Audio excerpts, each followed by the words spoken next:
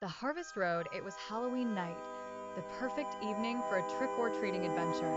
The moon hung high and heavy in the dark sky, casting an eerie glow over the small rural town. Two young boys, Alex and Ben, clad in mismatched costumes of vampires and skeletons, pedaled their bikes down the lonely roads that wound through miles of farmland. The roads stretched on endlessly, flanked by pumpkin patches and vast fields of corn, far from the safety of the town. The wind whispered through the leaves, making the atmosphere feel alive with anticipation. "It's spooky out here," Ben muttered, clutching the handlebars of his bicycle tightly. His breath puffed out in little clouds, and his heart raced with excitement, though there was a flicker of unease in his chest. Alex laughed, turning to him with a grin that didn't quite mask the nervousness in his eyes. "It's just Halloween. Nothing's going to happen." The road stretched long before them, flanked by cornfields on either side. In the distance, large pumpkins grew, their orange skins glowing eerily in the moonlight.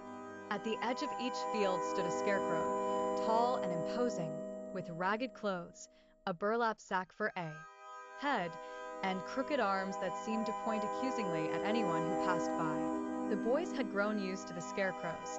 They had seen them every Halloween for as long as they could remember.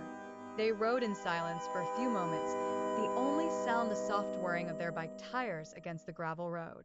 Their destination was a farmhouse at the end of Harvest Road, known for giving out the best candy. It was a tradition that every year they made the long trek along the empty roads, taking in the spookiness of the night, the smell of fresh pumpkins and damp earth in the air.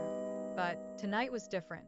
As they passed the first scarecrow, this one standing guard over a large patch of pumpkins, Alex noticed something odd. The scarecrow's head was slightly tilted, its face covered in shadows, but its eyes gleamed unnaturally, reflecting the moonlight. For a moment, it almost looked too real. But then Alex blinked, and it was just a scarecrow again. Ben noticed him looking. "What's wrong?" "Nothing." Alex shook his head, though the feeling that something was off lingered in his stomach. As they continued, they passed more scarecrows, each one standing at attention in the middle of the fields. The scarecrows were all eerily similar, patchwork bodies, crooked arms, and burlap sack heads, with stitches and fraying edges. But then, as they reached the next cornfield, Alex's gaze fell upon one that was different. There was no scarecrow in this field. It stood empty. Ben noticed it too, and his voice trembled. "Where's the scarecrow?" "I don't know." Alex slowed his bike, and Ben did the same. The absence of the scarecrow felt wrong. The air seemed heavier here, the silence too deep. Then, without warning, they both heard it, a low creaking sound. The kind of noise you'd expect from something that had been left alone for too long and was finally beginning to move. At first, it was subtle. Then the sound grew louder. Alex's eyes widened. "Did you hear that?" Ben looked at him, his face pale. Yeah. "What is it?" The creaking grew into the sound of something dragging along the ground, like the scraping of metal across stone.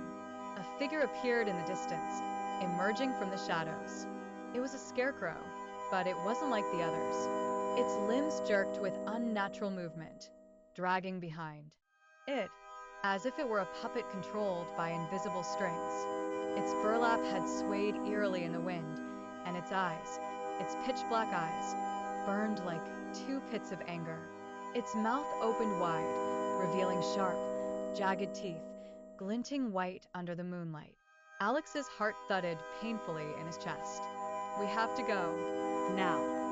Without another word, they both pedaled furiously, their bikes skidding along the dirt road as they tried to outrun the thing behind them. But the scarecrow was fast, too fast.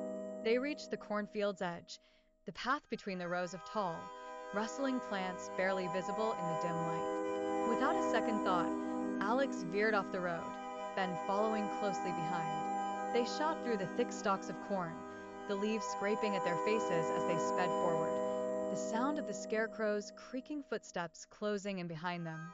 The cornfields stretched endlessly, and soon, the boys couldn't tell which way was which.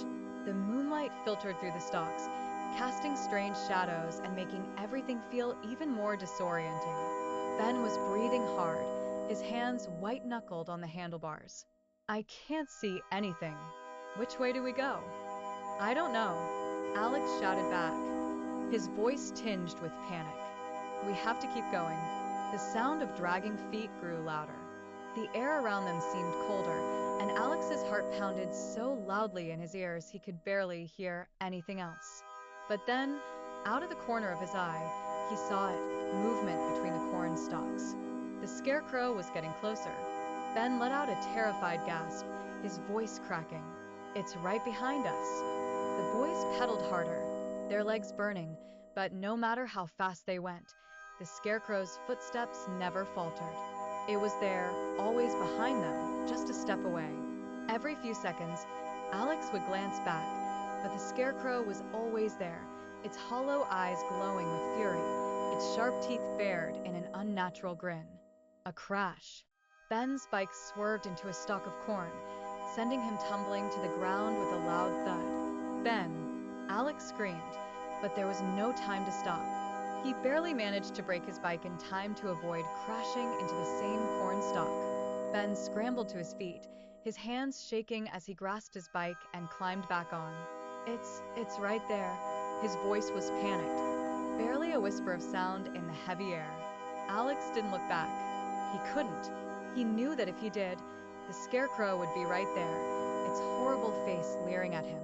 Instead, they both pedaled harder, weaving through the corn in a frantic escape. After what seemed like an eternity, they broke through the edge of the field. Their bikes skidded to a stop as they slammed into the gravel road, breathless and bruised, the scarecrow's creaking footsteps trailing behind them but never quite catching up. For a moment, the silence felt deafening. The scarecrow was gone, swallowed up by the maze of the cornfield. Ben gulped in air, his face pale and sweaty, his clothes covered in dirt and scratches. What was that? I don't know, Alex breathed, still trembling. But I think it wanted us, it was going to. Ben shook his head. It was alive. It was a real scarecrow. Alex didn't reply. He just swung his leg over his bike and kicked the pedals hard, urging it to move. Let's go. Fast. And they did.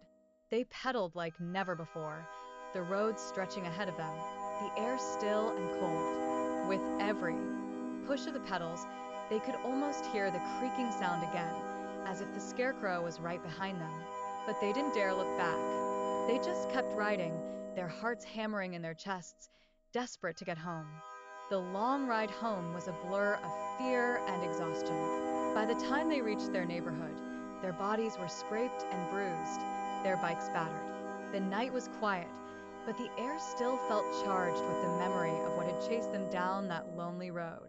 When they finally made it to the safety of their homes, they looked at each other, too shaken to speak. That night, neither of them slept well, and every Halloween after that, when they saw a scarecrow standing alone in a field, they couldn't help but remember the sound of creaking footsteps and the angry gleam of pitch-black eyes watching them from the shadows.